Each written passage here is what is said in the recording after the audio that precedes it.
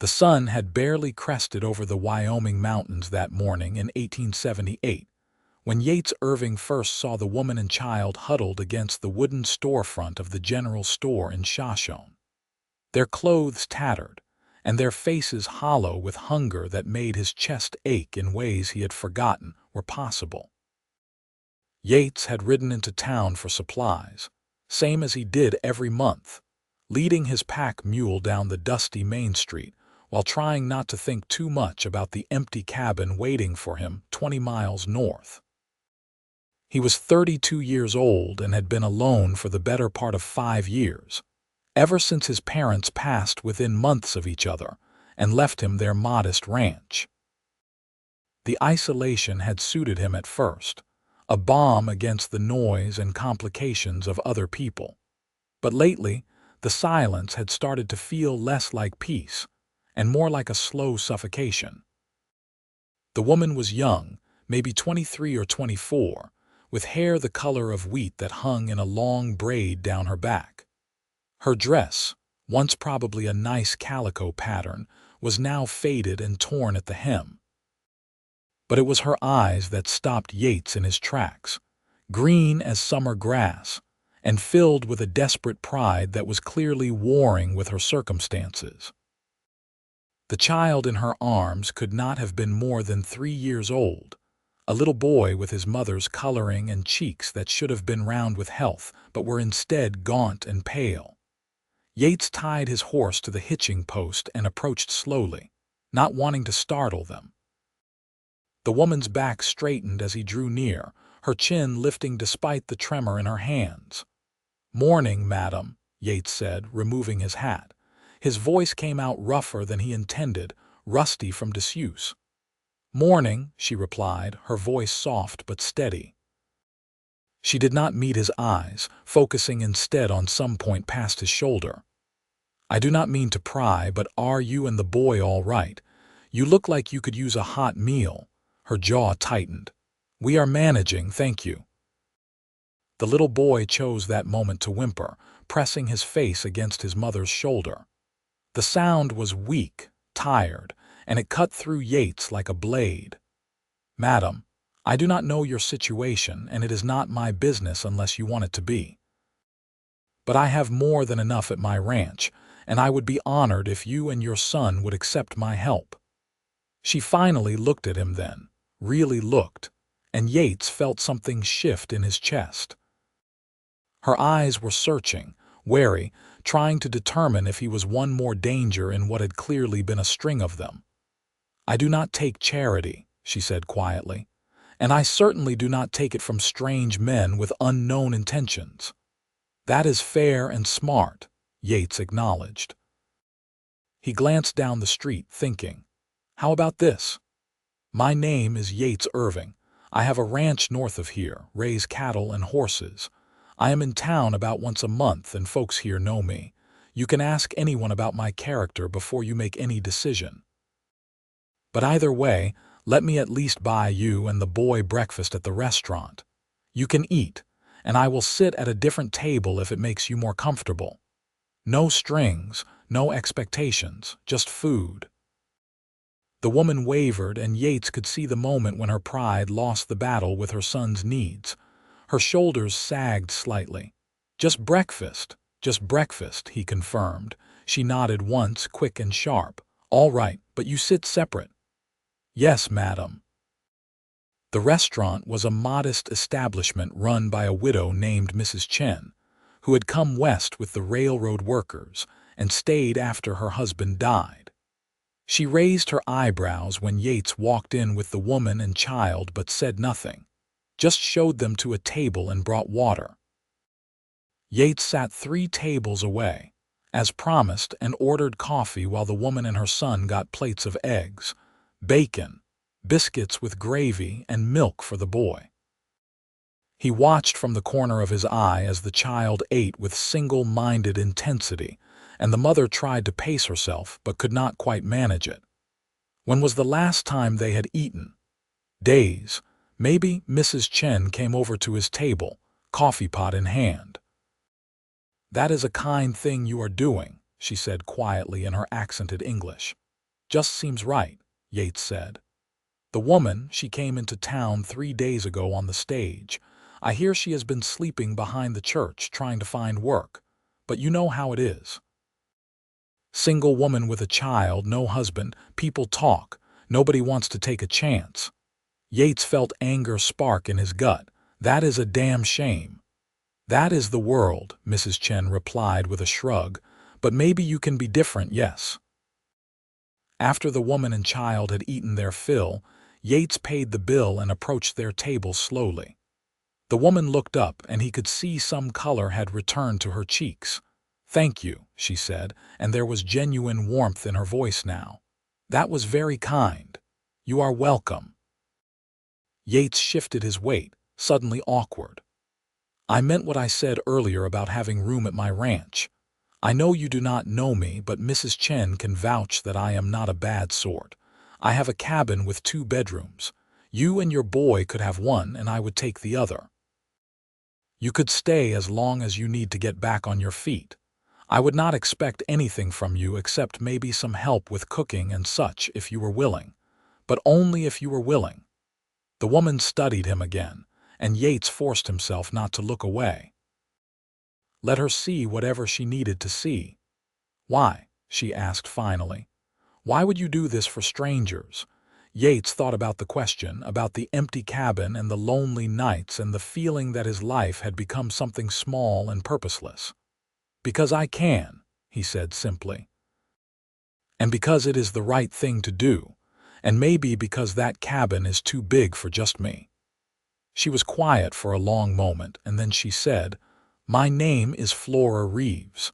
This is my son Thomas. His father died 8 months ago in a mining accident over in Montana. We have been trying to make our way to my sister in California, but our money ran out in Cheyenne. I sold everything we had left just to get this far." "I am sorry for your loss," Yates said, and he meant it. Flora nodded, her eyes bright with unshed tears. "If I agree to this, I need your word that you will not hurt us, that you will not expect things I cannot give." "You have my word," Yates said solemnly.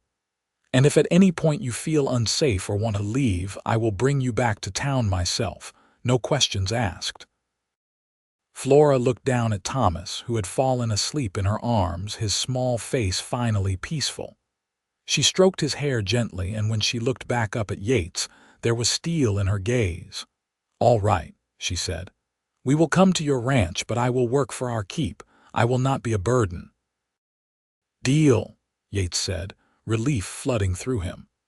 "Let me finish getting my supplies, and we can head out within the hour."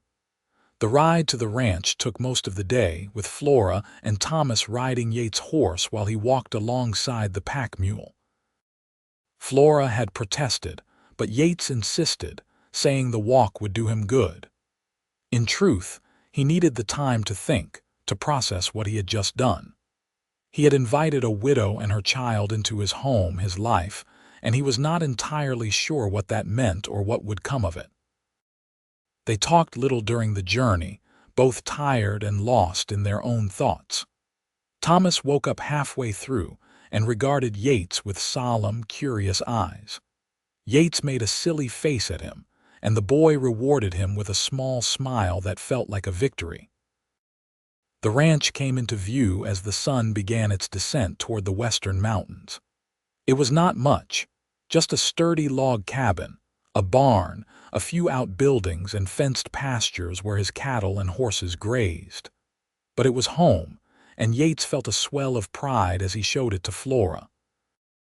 "It is beautiful," she said quietly, and he could hear the longing in her voice. How long had it been since she had a real home? Yates showed them inside, suddenly conscious of the dust and the sparse furnishings and the general bachelor untidiness of the place. There was a main room with a stone fireplace, a kitchen area with a cast iron stove, and 2 small bedrooms off to the side. It was clean enough, but it lacked the warmth of a lived-in home. "The bedroom on the left is bigger," Yates said. "You and Thomas should take it. I will move my things to the other one." "You do not have to do that," Flora protested. "We can take the smaller room." "I insist," Yates said firmly. "You will need more space." He helped her get settled, bringing in linens and making up the bed while Flora looked around with an expression he could not quite read.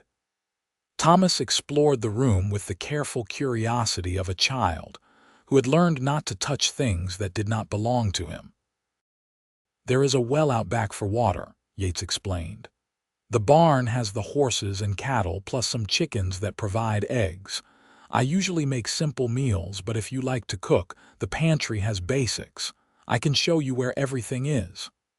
"I do like to cook," Flora said, "when I have the means to do so." "Well, you have them now," Yates said. "Such as they are." That first evening was awkward and stilted, both of them unsure how to navigate this strange new arrangement.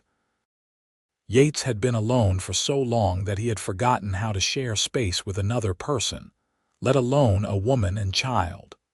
Flora seemed equally uncertain, moving around the kitchen with careful deference, asking permission for everything. "You do not have to ask," Yates finally said as she was preparing a simple supper of beans and cornbread. "This is your home now for as long as you need it. Please treat it as such." Flora paused in her stirring, her back to him. "That is hard for me," she admitted quietly. "Taking without giving, being beholden." "You are not beholden," Yates said, "and you are giving plenty just by being here, by making this place feel less empty." She turned to look at him, surprise clear on her face. "You were lonely." "Yes," Yates said simply. "Very." Something passed between them in that moment, a recognition of shared pain and shared need. Flora nodded slowly, then went back to her cooking, but the tension in her shoulders had eased slightly. They ate together at the wooden table, Thomas between them in a chair Yates padded with folded blankets. The boy was still quiet, watching everything with those serious eyes, but he ate well and even asked for seconds, which made Flora's face light up with joy. After dinner, Flora insisted on cleaning up despite Yates' protests. He sat by the fire, pretending to read an old newspaper but really watching her move around his kitchen with growing ease. She hummed softly as she worked, a tune he did not recognize, and Thomas played on the floor with a carved wooden horse Yates had dug out of a trunk. "That was my horse when I was a boy," Yates told Thomas. "His name was Thunder. You can play with him if you like." Thomas looked up at him, then at his mother, who nodded encouragingly. "What do you say, Thomas?" "Thank you, sir," Thomas said in his small, soft voice, the first words he had spoken directly to Yates. "You are welcome," Yates replied, his throat suddenly tight. "And you can call me Yates if your mother says it is all right," Flora smiled. "That is fine." As darkness fell and the fire burned low, Flora put Thomas to bed in their new room. Yates could hear her singing softly to him, a lullaby that made him think of his own mother and the home he had once known. When she emerged, she looked exhausted but more peaceful than she had all day. "He is asleep," she said. "I cannot remember the last time he fell asleep so easily. He has been having nightmares since his father died." "That must be hard for both of you," Yates said. Flora sat in the chair opposite him, staring into the fire. "It has been the hardest year of my life. My husband, Peter, he was a good man. He worked hard, wanted to give us a better life. That is why he went to the mines. But one day there was a collapse and he did not come home." Her voice was steady, but Yates could hear the pain underneath. "I tried to stay in Montana, tried to make it work. But a woman alone with a child, no money, no family nearby, it was impossible." "So you decided to go to your sister?" "Yes. Margaret lives in Sacramento with her husband. They have a farm, a good life. She wrote saying we could come stay with them, help with the children. But everything that could go wrong on the journey did. We were robbed in Cheyenne, lost nearly everything. I managed to keep enough for stage fare to here, but then the money was gone." "Well, you are safe now," Yates said, "and you can stay as long as you need. Even if you decide to keep going to California eventually, you can rest here first, save up some money." Flora looked at him, her green eyes reflecting the firelight. "Why are you being so kind to us, truly?" Yates considered the question, trying to find words for feelings he barely understood himself. "I told myself after my parents died that I was fine alone, that I did not need anyone. But the truth is, I have just been existing, not living. When I saw you and Thomas this morning, something in me woke up. Maybe it was just recognition, one lonely soul seeing another. Or maybe it was something more. I do not fully know. But I do know that having you here feels right in a way I cannot explain." Flora was quiet for a long time, and Yates worried he had said too much, revealed too much. But then she smiled, soft and genuine. "Thank you for your honesty. I will try to be as honest with you. I am scared, Yates, scared of trusting again, scared of being hurt. But I am also grateful, more than I can say. You have given us a chance when nobody else would, and I will not forget that." "You do not have to be scared here," Yates said. "I promise you that." The days that followed settled into a rhythm that surprised them both with its ease. Yates rose early to tend the animals and work the ranch, and Flora took over the household tasks with quiet efficiency. She cooked meals that were simple but delicious, far better than anything Yates had managed on his own. She cleaned and organized, mended his clothes, and even started a small vegetable garden near the house. Thomas slowly came out of his shell, exploring the ranch with increasing confidence.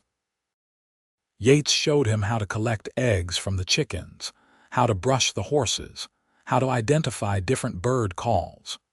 The boy was bright and eager to learn, and Yates found himself looking forward to these teaching moments more than he had looked forward to anything in years. Flora watched these interactions with an expression that was part gratitude, part something deeper that Yates could not quite name. She was softening too, he noticed. The tight wariness that had defined her those first days was gradually giving way to something more relaxed, more genuine. One evening about 2 weeks after they arrived, Yates came in from the barn to find Flora at the stove, her hair falling loose from its braid, and her cheeks flushed from the heat. She was singing again, that same pretty tune, and Thomas was setting the table with the careful concentration of a child given an important task. "Something smells wonderful," Yates said, hanging his hat by the door. Flora turned and smiled at him, and Yates felt his heart do a strange flip in his chest. She was beautiful, he realized, not just pretty but truly beautiful, especially when she smiled like that. "I found some dried apples in the pantry," she said. "I hope you do not mind, but I made a pie." "Mind? I cannot remember the last time I had pie. My mother used to make them, but that was years ago." "Well, this one might not be as good as your mother's, but I did my best." At dinner, Yates took a bite of the pie and groaned with genuine pleasure. "This is better than my mother's," he declared. "Do not tell her I said so, even in heaven." Flora laughed, a bright, clear sound that Yates immediately wanted to hear again and again. "You are just being kind. I am being honest. This is the best pie I have ever had." Thomas, his mouth full of apple and crust, nodded his agreement enthusiastically. "Is the best," he mumbled, and Flora gently reminded him not to talk with his mouth full, but she was still smiling. After Thomas was in bed that night, Flora and Yates sat by the fire as had become their habit. These quiet evening conversations had become Yates' favorite part of the day. They talked about everything and nothing, their childhoods, their dreams, their losses, their hopes. "I have been thinking," Flora said that night, her hands folded in her lap, "about California." Yates felt something cold settle in his stomach. "Oh," Margaret wrote again. The letter came to the general store in town when I checked last week. She is worried because she has not heard from me. I wrote back explaining what happened and that I am staying here with you for a while." Flora paused, not meeting his eyes. She thinks I should still come out there, that it is not proper for me to be living with a single man, even with Thomas as a chaperone. "Is that what you want?" Yates asked carefully. "To go to California?" Flora finally looked at him. "A month ago, it was all I wanted. Safety, family, a place to belong. But now, being here, I do not know. I feel like we have found something here too. Thomas is happy. I am happy. And I keep thinking, why would I leave that to chase something uncertain?" "You would not be uncertain in California," Yates pointed out, even though the words hurt to say. "Your sister has an established home, a family. Here you just have me and a ranch in the middle of nowhere." "But here I have you," Flora said softly. "And that is starting to matter more than I expected it would." Yates' heart was pounding now. "Flora, I do not want to keep you from your family or from what is best for you and Thomas. But I will be honest with you. The thought of you leaving, it feels like something being torn away. I have come to care for you, both of you, more than I thought possible in such a short time." Flora stood and crossed to his chair, kneeling beside it so she could look up into his face. "I care for you too, Yates. That scares me because it is so soon, because I lost Peter and I know how much it hurts. But it is there, this feeling, and it grows every day." Yates reached out slowly, giving her time to pull away, and touched her face gently. Her skin was soft and warm under his rough fingers. "I would never want to replace your husband, but if you would let me, I would like to be part of your life, yours and Thomas. Not as a benefactor or a landlord, but as someone who cares deeply about what happens to you."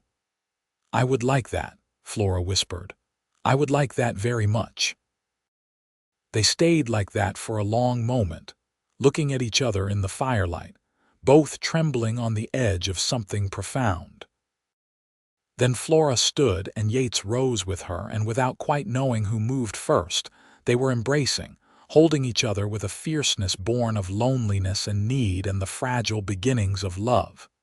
"Stay," Yates murmured into her hair.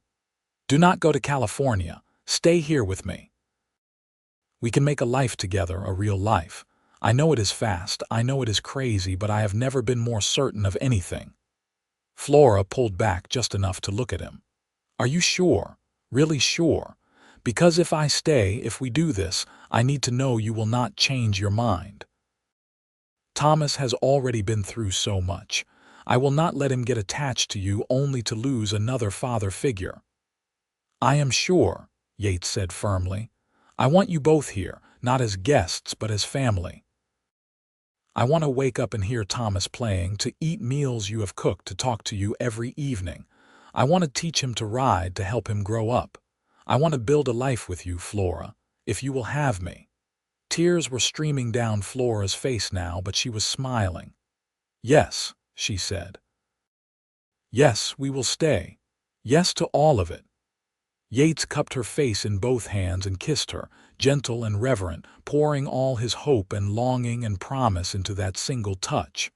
Flora kissed him back, her hands clutching his shirt, and it felt like coming home. When they finally pulled apart, both were breathing hard. "We should do this properly," Yates said. "I should court you, ask you to marry me the right way. I do not want people to talk or for you to feel rushed." "People will talk regardless," Flora said practically. "But yes, let us do this right.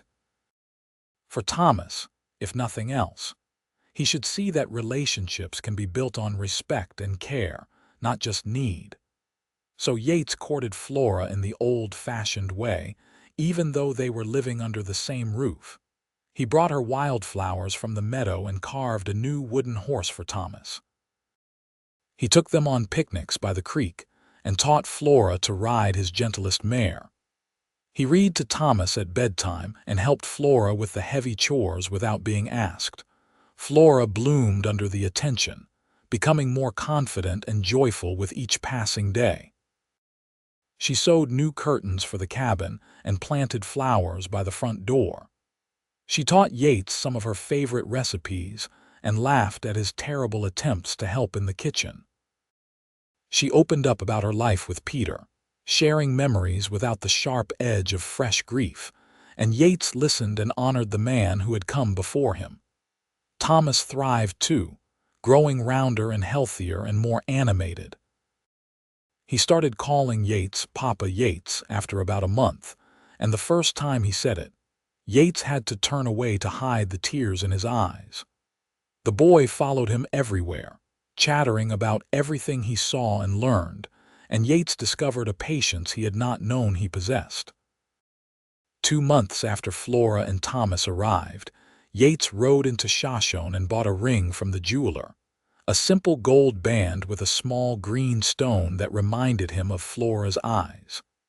That evening, after Thomas was asleep, he got down on one knee in front of the fire. "Flora Reeves," he said, his voice shaking slightly. "I know we have not known each other long by most standards, but I know my heart, and I know my mind.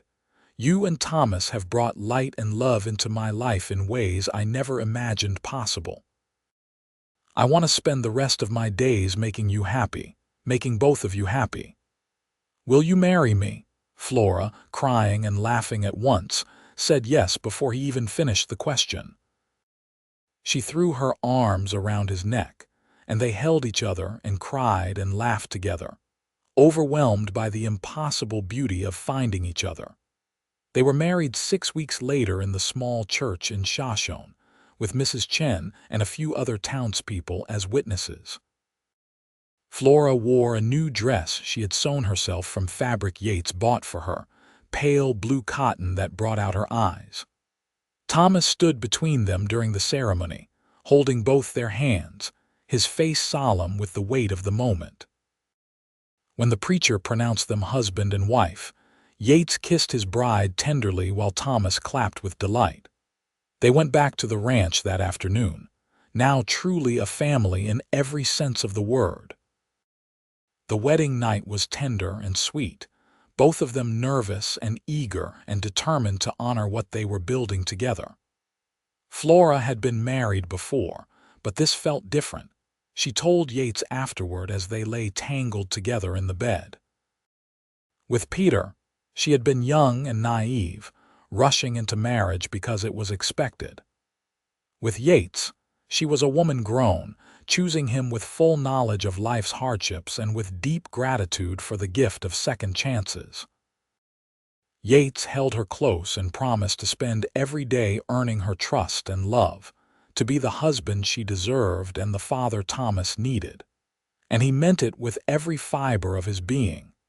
The seasons turned, and their life together deepened.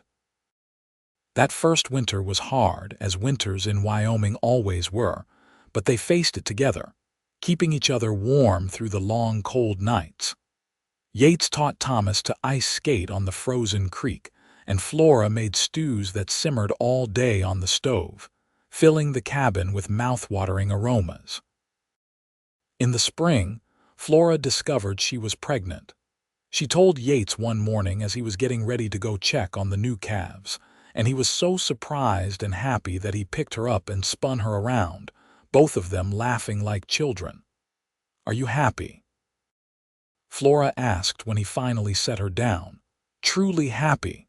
I have never been happier in my entire life," Yates said honestly. "You have given me everything, Flora, everything I did not even know I needed." "You gave us everything first," Flora reminded him. "Your home, your heart." "You saved us, Yates." "No," Yates said, kissing her gently. "We saved each other." The pregnancy progressed smoothly, and Thomas was beside himself with excitement about becoming a big brother. He talked to Flora's growing belly constantly, telling the baby about the ranch and the animals and all the things they would do together. "What if the baby is a girl?" Flora asked one evening, amused by Thomas' elaborate plans. "Then she will be the toughest girl in Wyoming," Thomas declared confidently. "And I will teach her everything Papa Yates teaches me." Yates ruffled the boy's hair affectionately. "That sounds like a fine plan." In late autumn, Flora went into labor. Yates rode into Shoshone to fetch the midwife, Mrs. Henderson, an experienced woman who had delivered half the babies in the county. Thomas stayed with Mrs. Chen at the restaurant, too young to be present but old enough to understand something important was happening. The labor was long and difficult, and there were moments when Yates thought he might lose his mind from worry. But Flora was strong, stronger than he had ever imagined, and when dawn broke, she delivered a healthy baby boy with a lusty cry that filled the cabin with life. "A son, Mrs. Henderson announced, placing the baby in Flora's arms. "A fine, strong son." Yates sat on the edge of the bed, looking down at his wife and new son with wonder. The baby had a shock of dark hair and Flora's delicate features. He was perfect, absolutely perfect. "What should we name him?" Flora asked, her voice exhausted but happy. "What about Peter?" Yates suggested quietly. "After Thomas' father, to honor him." Flora looked up at him with such love that Yates felt his breath catch. "That is perfect," she whispered. "Peter Thomas Irving." "Peter Thomas Irving," Yates repeated, touching the baby's tiny hand. The infant's fingers curled around his, and Yates felt something shift in his chest. An expansion of love he had not known was possible. When they brought baby Peter home and introduced him to Thomas, the older boy was initially shy, approaching his new brother with tentative curiosity. But when the baby wrapped his small hand around Thomas' finger, the boy's face lit up with pure joy. "He likes me," Thomas whispered in awe. "Of course he does," Flora said. "You are his big brother. He's going to look up to you and learn from you." Thomas took this responsibility with utmost seriousness, sitting by the cradle for hours and reporting every tiny movement or sound to his parents. Yates watched his family with a heart so full it ached, marveling at how completely his life had transformed. That winter was harder with a newborn, but they managed. Flora was tired but radiant, throwing herself into motherhood with the same determination she brought to everything else. Yates took on more of the household tasks without complaint, learning to cook basic meals and even managing to change diapers without too much disaster. The ranch prospered too. Word had spread about Yates' good character and fair dealing, and he found himself with more business than he could handle. He bought more cattle and horses, expanded the barn, and even hired a young man from town to help with the heavy work. Money, which had always been tight, began to flow more steadily. Yates was able to buy Flora little luxuries, good fabric for dresses, a new cook stove, books to read during the long winter evenings. He opened an account at the bank in Shoshone, saving toward a future that now felt secure and bright. As baby Peter grew into a toddler and then a young boy, the cabin felt smaller. One spring, Yates began construction on an addition, 2 more bedrooms and an expanded kitchen. Flora designed it all, her ideas practical but also beautiful, adding windows to catch the light and a wide front porch where they could sit in the evenings. Thomas, now 7 years old, helped with the construction, handing his father tools and learning the basics of carpentry. The boy had grown tall and strong, his resemblance to his biological father evident in his features, but his mannerisms and speech patterns were pure Yates. He called Yates Papa without the qualifier now, and Yates had legally adopted him the year before, making him an Irving in name as well as heart. Peter, meanwhile, was turning into a handful, an energetic 3-year-old with his mother's stubborn streak and his father's curiosity about everything. He followed Thomas everywhere, trying to keep up with his older brother despite his shorter legs. The 2 boys were close, playing together for hours in the endless games of childhood. One evening after the boys were in bed, Flora and Yates sat on their new porch, watching the sun set over the mountains. Flora was pregnant again, just beginning to show, and Yates' hand rested gently on her belly. "I still cannot believe this is our life," Flora said softly. "Sometimes I have to pinch myself to make sure I am not dreaming." "I know what you mean," Yates replied. "If someone had told me 5 years ago that I would be sitting here with a wife and 2 sons and another baby on the way, I would have said they were crazy. I was so alone back then, so closed off." "What changed?" Flora asked, even though she knew the answer. "You changed everything," Yates said simply. "The moment I saw you and Thomas outside that store, something in me recognized something in you. We needed each other, even though we did not know it yet." Flora laced her fingers through his. "I was so scared that day. Scared and desperate and ashamed. I kept thinking about how we had fallen so far, how I was failing Thomas. And then you appeared, this quiet, kind man who asked for nothing but offered everything. You gave us your home, Yates, but more than that, you gave us your heart." "Best decision I ever made," Yates said, pulling her close. "The third baby arrived in early winter, and this time it was a girl."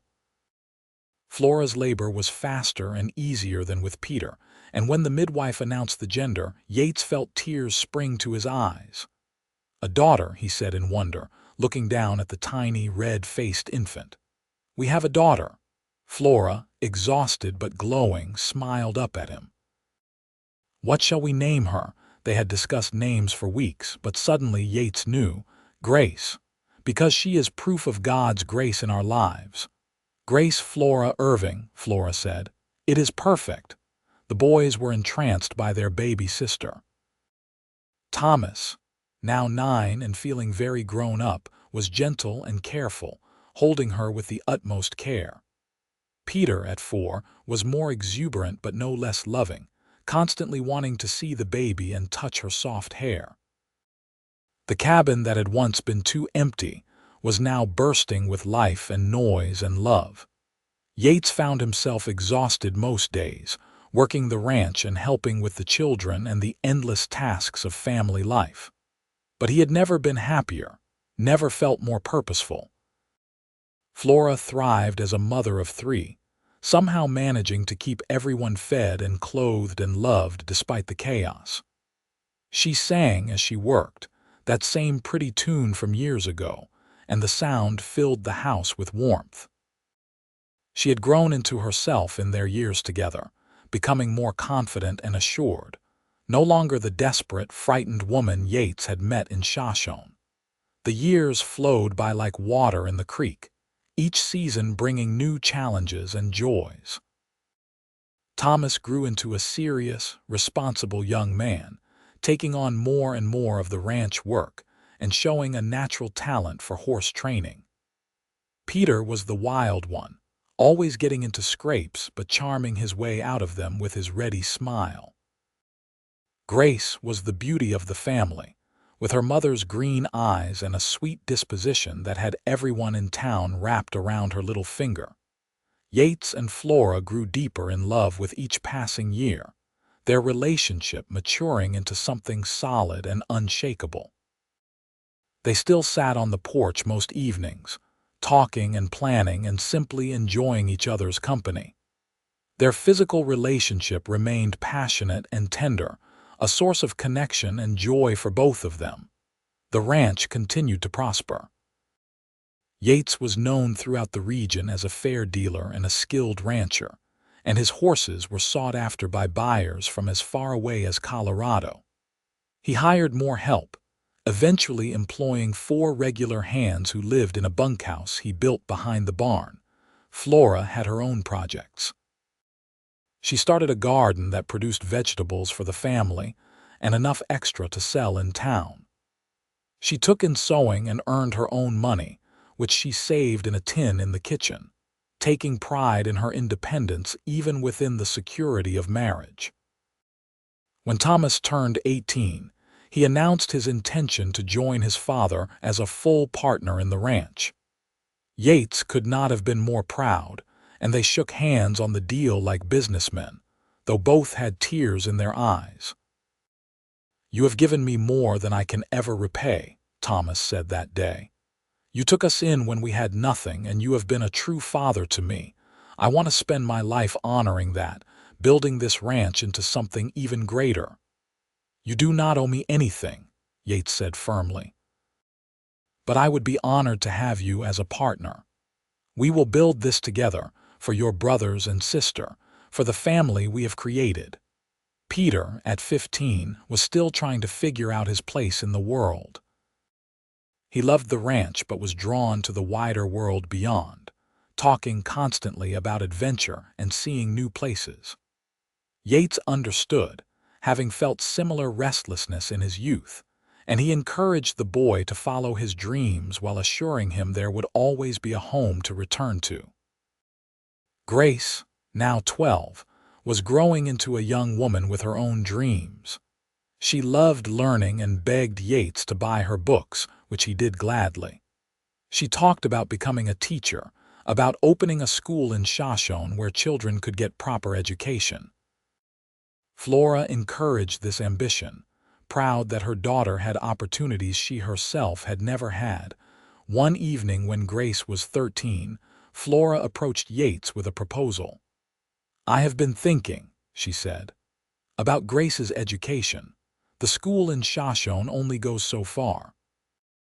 What if we sent her to the new boarding school in Cheyenne, just for a few years, so she could get proper training to be a teacher?"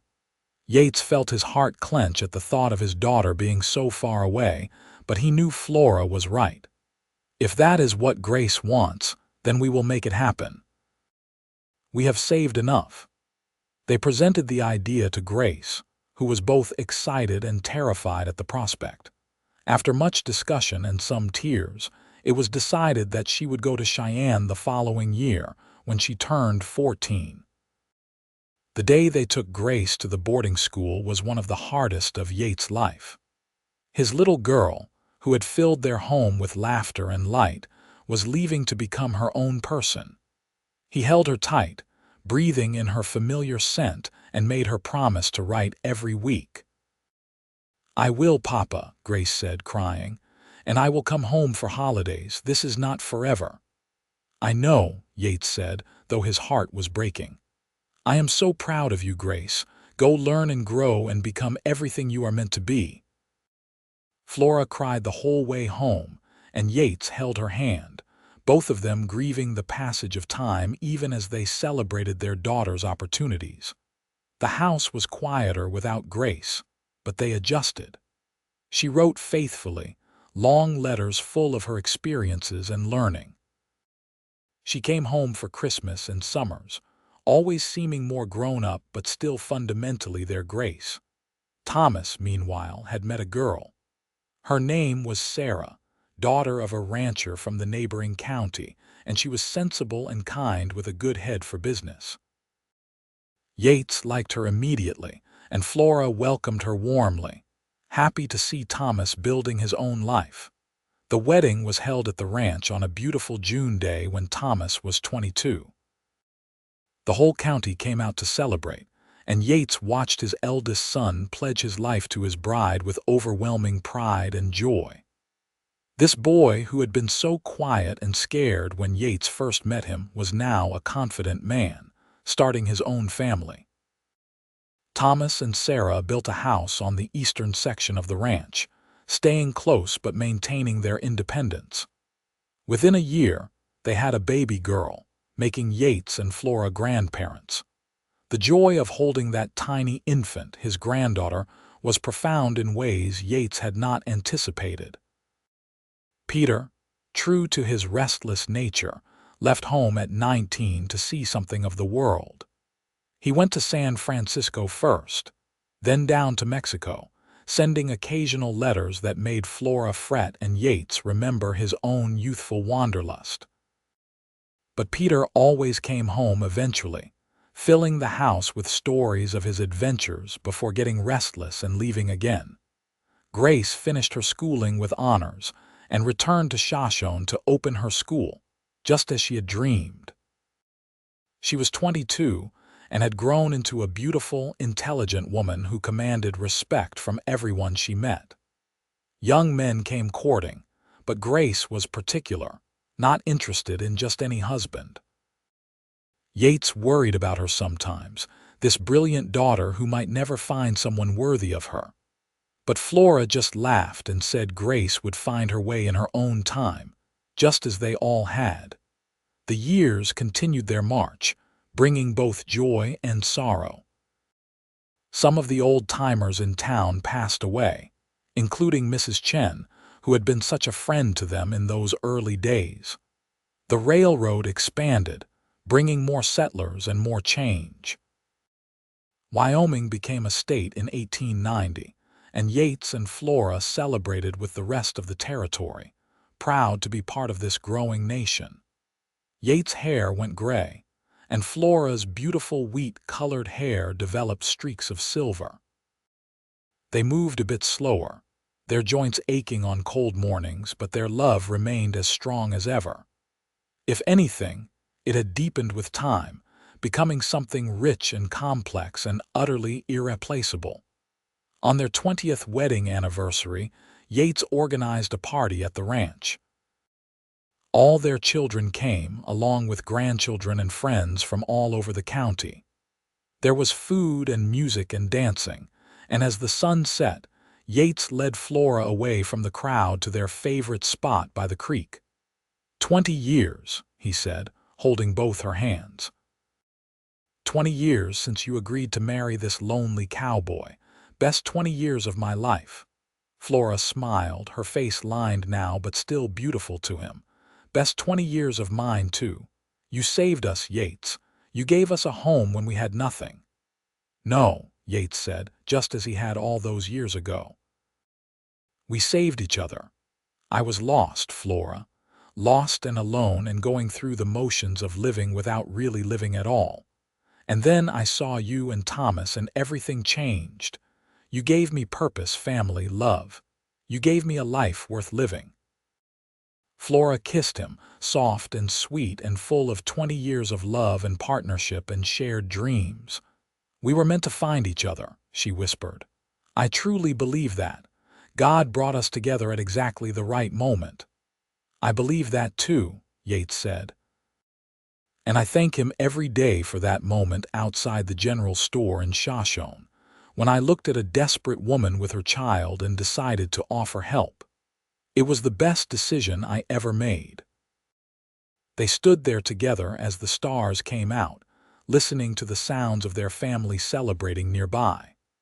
3 children, 5 grandchildren so far, and a ranch that would continue for generations. A legacy built not on blood alone but on love and choice and determination. Peter eventually settled down, marrying a woman he met in Santa Fe and bringing her home to Wyoming. They built a house on the western section of the ranch, and Peter finally found his place, using his travels to help expand the ranch's business contacts and reputation. Grace found love at 30, with a widower teacher who came to Shoshone to start a boys' school. They married in a quiet ceremony and continued their educational work together, eventually founding a combined school that served children throughout the region. Yates and Flora grew old together, surrounded by children and grandchildren and eventually great-grandchildren. They spent their final years in the cabin that had been the center of their universe, the place where their family had been born and flourished. Yates passed away peacefully at the age of 78, in his sleep beside the woman he loved, having lived to see his ranch become one of the most successful in Wyoming, and his children become pillars of the community. His last words, whispered to Flora as she held his hand, were simple. Thank you for giving me a life worth living. Flora followed him 2 years later, joining him in the cemetery plot they had chosen together overlooking the ranch. At her funeral, Thomas spoke about how his mother had survived impossible circumstances through sheer determination, and how Yates had seen her worth when others saw only a burden. They saved each other, Thomas told the crowd. A lonely cowboy and a desperate woman with her child. They built something beautiful from nothing, and they taught us all what real love looks like. Love that chooses, that works, that endures. Love that gives without expecting anything in return and receives everything because of it. The Irving Ranch continued through the generations, always remembering the story of Yates and Flora, the lonely cowboy who saw a woman begging with her child and gave them his home and his heart, receiving in return a love that transformed everything. Their grandchildren and great-grandchildren would walk past the portrait that hung in the main house, showing Yates and Flora in their middle years, standing together with confidence and joy. And they would be told the story of how it all began, that fateful morning in Shoshone in 1878, when two lonely souls found each other and decided to build a life together.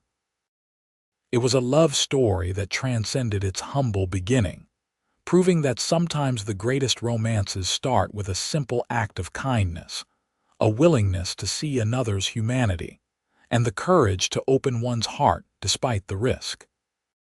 Yates had given Flora and Thomas his home, but Flora had given Yates something equally precious, a reason to live fully, to love deeply, and to believe in the possibility of second chances.